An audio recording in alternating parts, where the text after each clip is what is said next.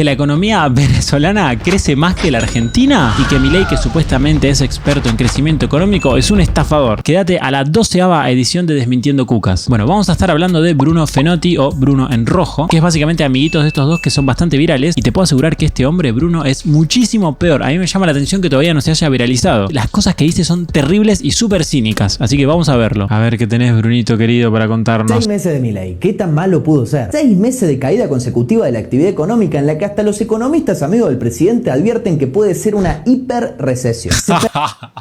Hiperrecesión, mentira. Los economistas amigos del presidente advierten de una hiperrecesión. ¿Quién dijo eso? Mentira. Aparte me encanta porque, o sea, no puede ser tan mufe, hijo de puta, por Dios. Él está diciendo que en los primeros 6 meses de Milei la economía cayó durante 6 meses seguidos y literalmente al 7º mes, literalmente un mes siguiente de que este chabón suba esto, la economía creció como 2 puntos, una locura, y compensando prácticamente toda la caída de la actividad económica de 2024. Literalmente lo dijo y la economía creció 2 puntos en un mes, que es una locura. Hay países que crecen 2 puntos en todo un año. No se puede ser tan mufa, chabón, no se puede ser tan mufa. Tal vez algunos estén pensando, bueno, igual es injusto analizar lo que dijo la gente en el pasado porque vos ya sabés qué es lo que pasó después. Y a mí no me parece mal porque vos analizando lo que dijo la gente en el pasado y hoy pudiendo corroborar si se equivocaron o no, te puedes hacer una idea de si estas personas tienen buen criterio para analizar las cosas y saben predecir el futuro o si tiraron zaraza y le pifiaron en todo. Digo, si una persona agarra y en sus predicciones le pifia sistemáticamente en todas, ya sabés que esa persona hoy en el presente, cuando te esté hablando de un futuro catastrófico, ya sabés que se está equivocando, que está tirando cualquier cosa. Entonces sí, nos sirve ver el repertorio de predicciones y de análisis que hizo la gente en el pasado para saber si hoy en el presente se están equivocando. Perdieron más de 150.000 puestos de trabajo, 94.000 solo del sector privado.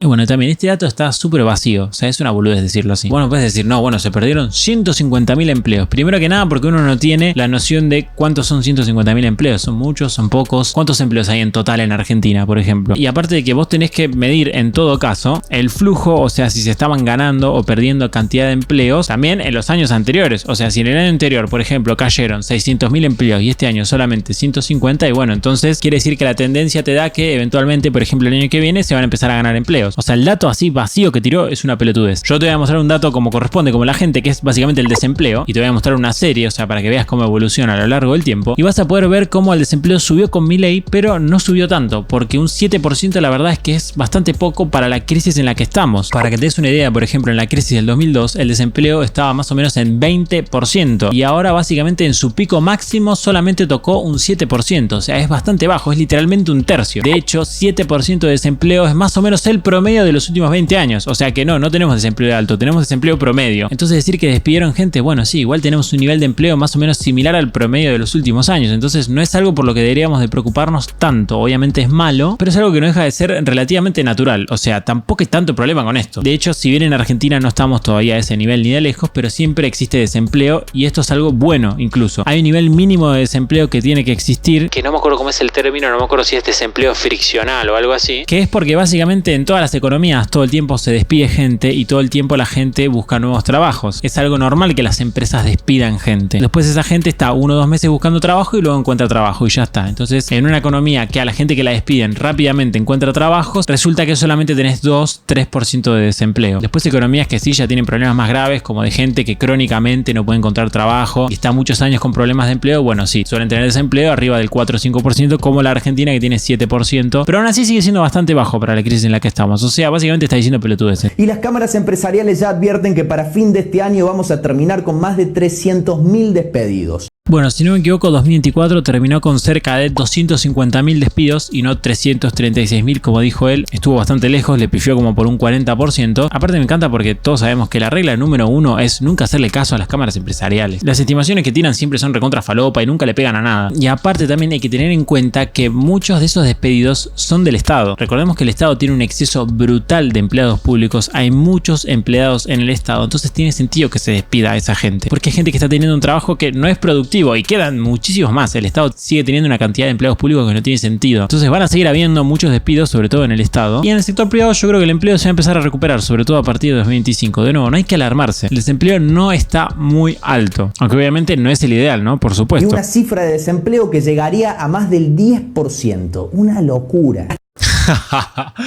¡Qué hijo de puta! ¡Qué hijo de puta! Bueno, le pifió por un montón. O sea, hoy el desempleo tendría que ser un 50% mayor de los 7, 6 puntos que tenemos hoy para que haya dado 10%. Así que nada, también pavas. Este es el problema de estar tan sesgado ideológicamente. Y es que vos ves dos estimaciones y agarrás la que tiene más sentido con tu relato. Fin, ya está. O sea, no la que tal vez esté mejor calculada o tenga más sentido en general. Está bien tener ideología, por supuesto, pero bueno, hay que intentar disminuir los sesgos lo máximo posible, aunque bueno, todos sabemos que esto no se puede hacer al 100%. De hecho, yo tengo muchos sesgos, vos los tendrás también y no me doy cuenta. Las tarifas han llegado a aumentar hasta un 800%. Gas, electricidad. También muy típico de este grupo de kirchneristas que son insoportables, y es que los números que te tiran no tienen sentido, siempre te tiran capaz el decil más alto. O sea, si el promedio de aumento de tarifas fue, por ejemplo, no sé, 300%, te dicen no, hay tarifas que aumentaron incluso hasta 800%. Sí, bueno, y también hay tarifas que aumentaron 20%. Lo importante es el promedio, o de última la moda, que es lo que la mayoría de la gente pagó, es un número similar al promedio pero que tiene algunas diferencias, y no te importan los extremos porque no son representativos. Digo, capaz hay un chabón, por ejemplo, que tenía una pyme, ¿no? Y tenía una máquina y agarró el flaco y se compró 10 máquinas más. Claro, de tarifa de electricidad capaz que ahora está pagando 15 veces más. Sí, bueno, porque pasó de tener una máquina a tener 10. O sea, no es un tema del aumento de tarifas en general por la quita de subsidios. El aumento de tarifas en general por la quita de subsidios te da un aumento, no sé cuál es el promedio, pero debe andar por el 200, 300%. Y aparte de nuevo, se queja como si hubiese otra alternativa. O sea, el Estado no tiene un mango y estaba financiando esos subsidios con emisión monetaria y por ende reventándote con inflación. ¿No querías que las tarifas no aumenten?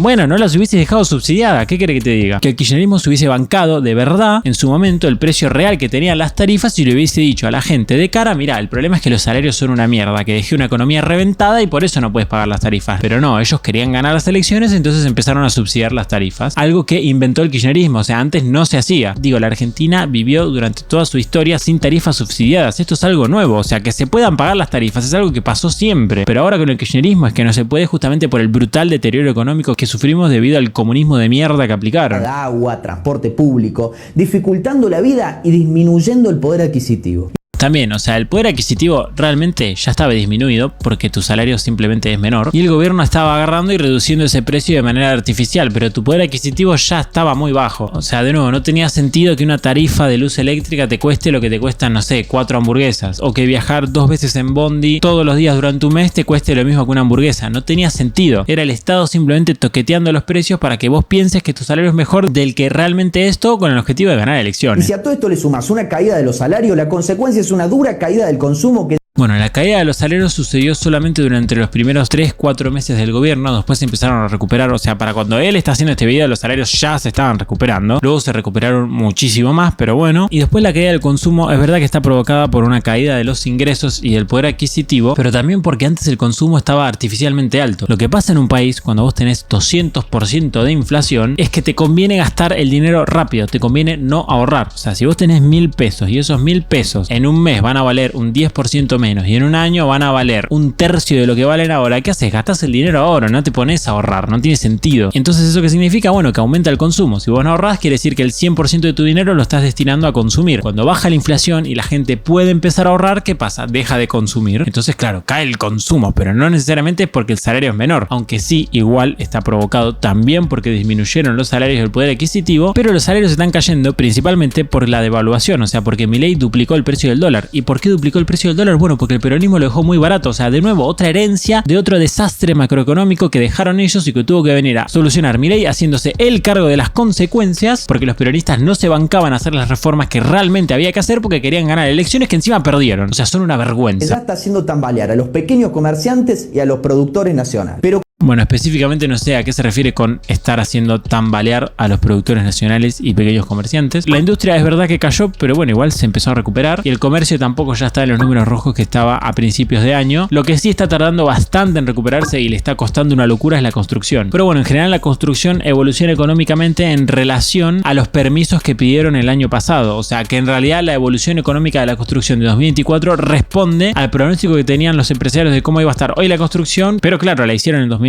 Hay que ver si hoy piensan que la economía de 2025 va a estar mejor y por ende hay más inversión. Yo creo que probablemente los primeros 6 meses de gobierno siga bastante floja la construcción, pero en los segundos 6 meses ya va a estar muchísimo mejor. con este terrible panorama, Milei tuvo la voluntad de eliminar el aumento justo a nuestros abuelos, a los jubilados, el sector más golpeado de nuestra economía. Aumento justo. Primero que nada, nada es justo o injusto. Y en todo caso, lo injusto es que exista el Estado. O sea, básicamente que a las personas les perteneciese cierta cantidad de dinero, venga el Estado y te diga, no, esto no es tuyo, ahora lo voy a gastar yo como se me canta el orto. O sea, lo que hace el Estado nunca es justo, siempre es arbitrario. Entonces, eso de justo es medio una pelotudez. Y después me encanta porque los tipos no consideran las consecuencias de gastar más dinero. Por eso terminamos como estamos, ¿no? Igual el aumento era poquita plata para los jubilados, sí, pero no se sabía cómo se iba a financiar. O sea, en la ley de las jubilaciones no te decía cómo se iba a financiar ese aumento. Y el gobierno tiene los números ahí nomás, tiene superávit por muy poquito dinero. Entonces simplemente un pequeño gasto ya significaba que el gobierno deje de tener superávit y es importante que el gobierno lo sostenga. Entonces bueno, ¿querías que el gobierno aumente las jubilaciones más de lo que ya las aumentó? Bueno, decime en dónde reduzco el gasto público, hacia agarro ese dinero y lo paso a las jubilaciones. Pero no, los políticos no quieren dejar de gastar plata. Eso nunca está en las opciones, ¿viste? Nunca la opción es dejar de gastar plata, siempre es gastar más. Y de hecho, por esto de que no consideran las consecuencias de gastar dinero, es que estamos como estamos. Por eso hoy las jubilaciones son una vergüenza, porque a los tipos durante el kirchnerismo se les ocurrió que era buena idea decir, mirá, ¿sabes qué? Vamos a triplicar la cantidad de jubilados. O sea, hoy la gente que aportó para jubilarse es determinada cantidad y yo voy a agarrar y voy a empezar a repartir jubilaciones al triple de la cantidad de la gente. Entonces de repente por cada 3 jubilados tengo uno que hizo aportes y 2 que no hicieron los aportes necesarios. Entonces si tenés pocos aportes y mucha gente que va a cobrar la jubilación, ¿qué pasa? No te alcanza el dinero para todos. Por ende terminás teniendo jubilaciones miserables. O sea, gracias a ellos que se pusieron a repartir jubilaciones a gente que no le correspondía, es que hoy las jubilaciones son una miseria, estafando primero a todos los trabajadores que pagamos los aportes y segundo estafando sobre todo a los jubilados que iban a cobrar determinada cantidad de dinero de jubilación y hoy cobran alrededor de un tercio. O sea, es una forrada brutal lo que hicieron. Obviamente eso no les molesta. Tratándolos además como ratas. Finalmente el experto... Bueno, eso de tratar...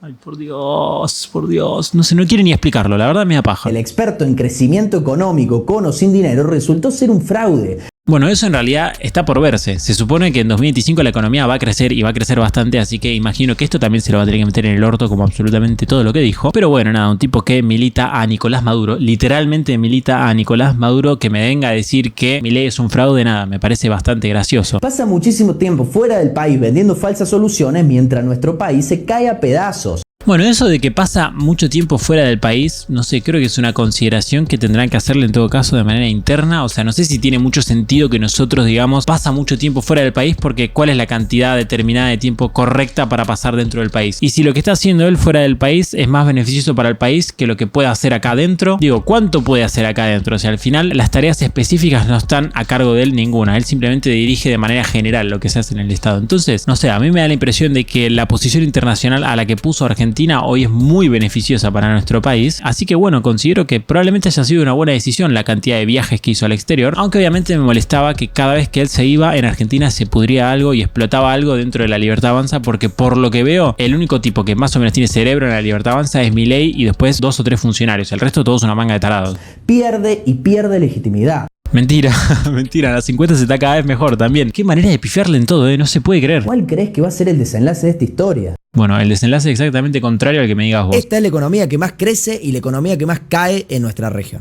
Uy, con lo que arrancamos. No me digas, por favor, que me vas a militar el crecimiento económico de Venezuela. Quiero creer que no. La región. Tenemos 2 casos. Por un lado, la economía venezolana, que va a crecer un 4% según las estimaciones más conservadoras del FMI.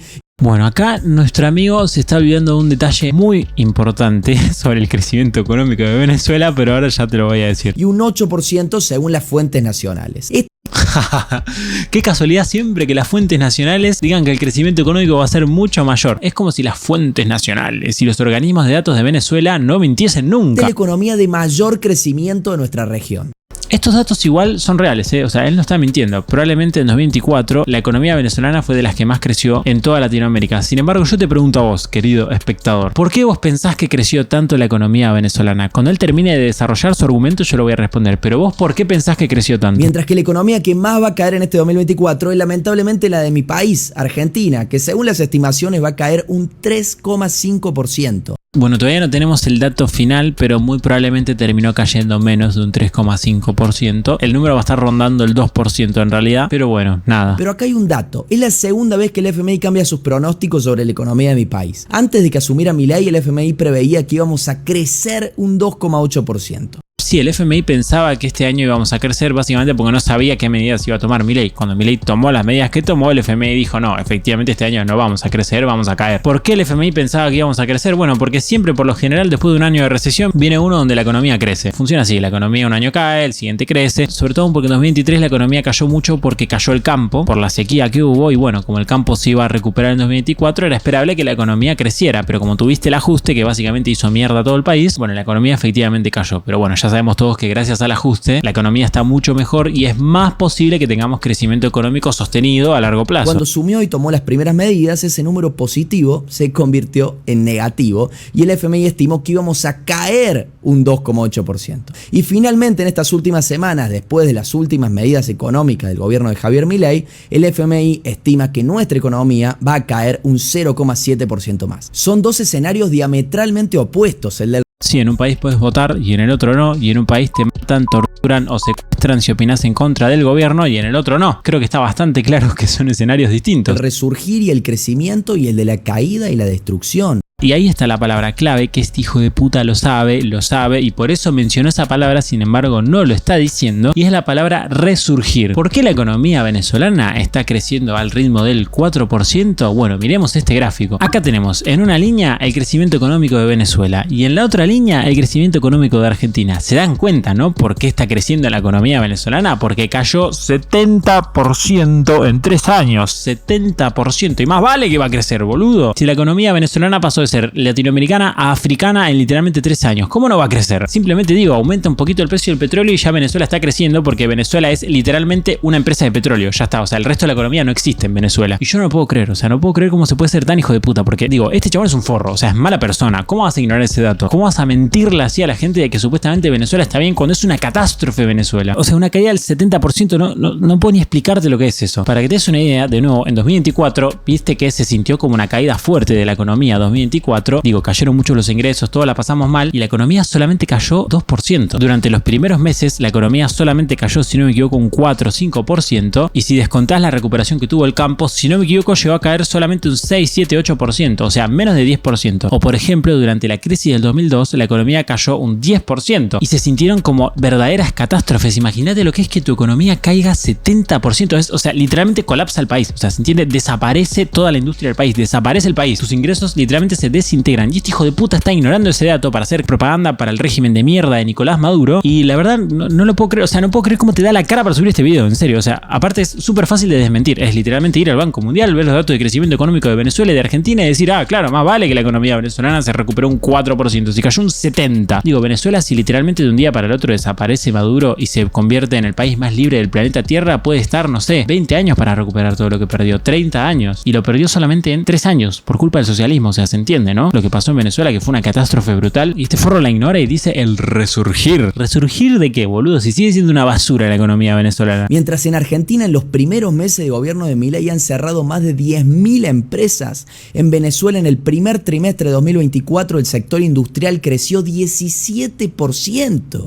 Y aparte, para alguien que suele ver más o menos números, o sea, yo no soy ningún experto, pero bueno, un poco de experiencia tengo. Si un sector crece 17% en 3 meses, es porque algo raro pasó. Por lo general, la economía y los sectores crecen a un ritmo bastante menor. 17% es mucho para crecer en solamente 3 meses. Y claro, lo que pasa es que en Venezuela están creciendo a ese ritmo porque cayeron 70% en 3 años, aparte de que el sector industrial, imagino que está conformado mayormente de empresas petroleras y básicamente el precio del petróleo subió. O sea, literalmente la economía venezolana crece cuando sube el precio del petróleo y porque cayó 70%. Nada más, o sea, sigue siendo una basura la economía venezolana. Son los dos polos del continente, crecimiento y caída, izquierda y derecha, Maduro y Milei. ¿Y vos qué opinás? Y ven que no estaba exagerando, o sea, el chabón literalmente milita la dictadura de Nicolás Maduro. O sea, el chabón te contrapone el gobierno que te gustará o no, pero es democrático de Milei y con un desempeño económico también te gustará más o menos, pero sí estando dentro de lo que le pasa a un país normal, con la catástrofe económica y el colapso brutal que le sucedió a Venezuela y encima un país donde no puedes votar y te matan, torturan o secuestran si criticas al gobierno. O sea, es un delirio, no lo puedo creer, no lo puedo creer. Preguntas sobre Venezuela. ¿Cómo está la situación económica? Venezuela no es lo que te cuentan los medios allá. Obviamente hay problemas y dependiendo de la región se sienten más o menos. Claro, imagino que en algunos lugares tenés salarios de $5, en otros lugares tenés salarios de $2, en otros lugares tenés el lujo de tener un salario de $20. Pero este es un país pujante que va siempre para adelante.